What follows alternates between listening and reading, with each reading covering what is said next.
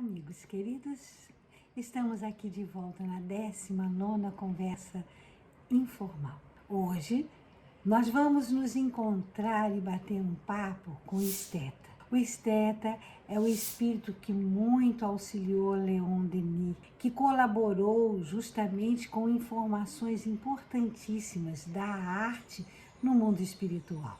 E hoje nós teremos a 7ª e a 8ª lição do Esteta. Na 7ª lição do Esteta, ele vai falar a respeito da ação do pensamento na literatura e na oratória. E na 8ª lição, ele vai falar sobre a transmissão da arte na Terra e os dons inatos.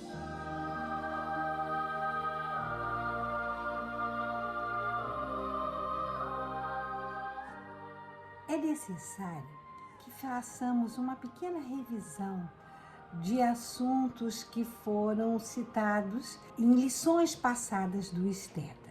E esse assunto é sobre a formação das cores lá no mundo espiritual. Fomos informados através do Esteta que as cores elas existem latentes no espírito. De que maneira? Sobre a forma de moléculas. Essas moléculas são semelhantes a muitos pedacinhos de vidros coloridos. Então, elas estão no espírito. O que acontece com o nosso pensamento? O nosso pensamento é energia, é vibração. Então, dependendo do teor do nosso pensamento, nós teremos uma vibração. E cor também possui vibrações. Então, de acordo com o teor, com a vibração do meu pensamento, ele vai buscar a cor, ele vai atravessar essa molécula colorida. Vamos dar assim um exemplo rápido. Vamos imaginar, não estou afirmando que seja isso, mas que eu tenho pensamentos de amor. E esses pensamentos de amor, a cor que corresponde é a vermelha. Então, a vibração do vermelho é a mesma vibração do sentimento de amor do meu pensamento. Então, no mundo espiritual, diz o Esteta que pensamento é cor. E é interessante a frase que o Esteta nos fala a respeito do pensamento. Ele fala o seguinte, que o pensamento é, antes de tudo, um dom de observação. E aí a gente vê que realmente, através do pensamento, nós podemos ir aonde nós quisermos.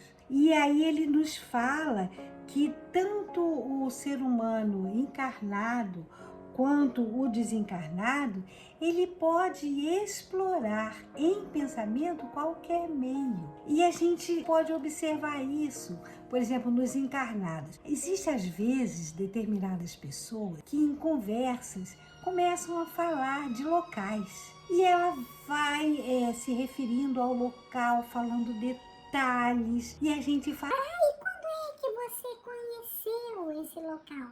E aí a pessoa nos diz, não, eu nunca fui. O interlocutor se assusta. Mas como você falou assim, de uma maneira tão precisa, né? Que eu até pensei que você conhecesse. Mas a pessoa se utilizou de quê? Né? Das leituras, das suas observações. E aí se expressou de tal maneira que passou a ideia para o outro de que conhecia o local. Os encarnados, em relação ao pensamento, ainda é muito limitado às coisas. No mundo espiritual, os espíritos mais evoluídos, que apresentam uma experiência maior, né, em relação às suas vidas passadas, onde seus pensamentos são ricos, eles têm a capacidade de transmitir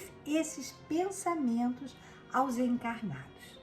E a isso nós chamamos de inspiração. Agora, tomemos como exemplo um espírito evoluído de um artista. O que acontece? Ele se sente atraído por um feixe luminoso de um ser humano na Terra. Aí o que vai acontecer? O pensamento lá do artista da espiritualidade vai se misturar com o pensamento do ser que está encarnado. Essas moléculas fluídicas do artista do mundo invisível vão vivificar as moléculas materiais do cérebro do artista encarnado.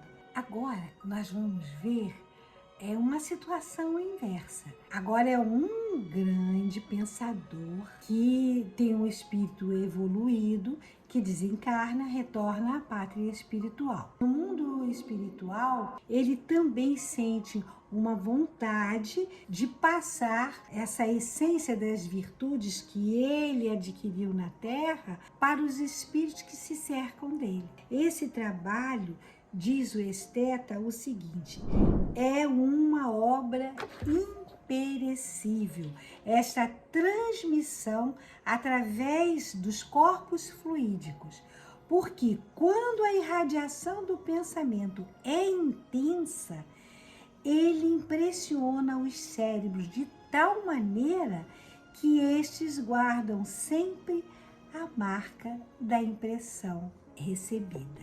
E como são as formas de exteriorização do pensamento no mundo espiritual? O esteta nos fala, nos responde dizendo: vai variar dependendo da intensidade da luminosidade que cada um vai projetar de seus pensamentos. E aí está escrito o seguinte aqui no nosso livro: as categorias de pensadores podem se distinguir no espaço pela intensidade luminosa que se desprende do seu ser fluídico.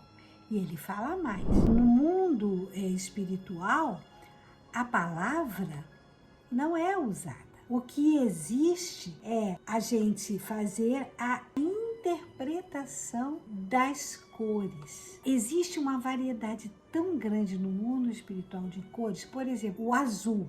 O azul vai do azul escuro até o azul mais clarinho. São vários tons de azul. Então, a cada tom, a cada mudança, a cada nuance de cor, nós vamos ter representado aí as flutuações do pensamento. E é bom a gente lembrar que o esteta, ele está se referindo, ele está falando do local aonde ele vive. E ele é de um mundo espiritual elevado. Aí ele ainda diz mais aqui: um ser apaixonado pela arte poderá receber e transmitir pensamentos de uma delicadeza infinita.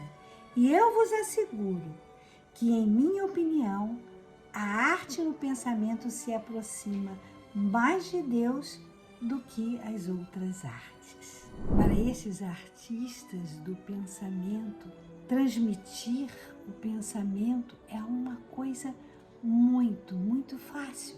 Produz neles uma imensa alegria, porque eles estão ajudando a iluminação moral de todos aqueles espíritos que o cercam. E o esteta nos deixa um aviso, que o nosso cérebro está fechado às ideias sublimes que emanam de Deus. Nós ainda não compreendemos as forças que regem o universo, mas que nos basta saber que o pensamento de Deus atinge a todos e a todas as coisas, e que nenhuma de suas radiações se perde. Ele alerta-nos que somos libélulas e que o nosso papel é transmitir o melhor que há em nós para todos aqueles que podem nos compreender, e que a arte nos ajuda a fazer isso. O esteta nos convida a pensar com arte, ou seja, a pensar o bem. A arte é a fusão do bem e do belo.